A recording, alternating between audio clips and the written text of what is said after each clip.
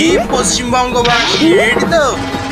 আজ চলে গেছিলাম তাহিরপুর নিউ পদচারী সংঘের দুর্গাপুজোর খুঁটি পুজো অনুষ্ঠানে। নিউ পদচারীর খুঁটি পুজো মানে এক আলাদা এনার্জি। এইবারে তাদের মণ্ডপের ভাবনায় থাকছে অন্তরাল।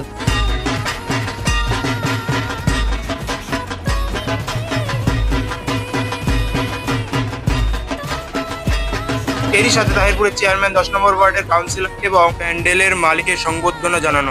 এই বছর প্রথম বর্ষে আমরা এ ব্লক 12-এর সাথে একত্রিতভাবে নিউ পঞ্চায়েত সংঘ শ্রী শ্রী দুর্গাপুজোর আয়োজন করেছি। আপনারা জানেন আমরা বিগত দিনে কালী পুজো করতাম, এবছর আমরা প্রথম বর্ষে দুর্গাপুজোর আয়োজন করছি।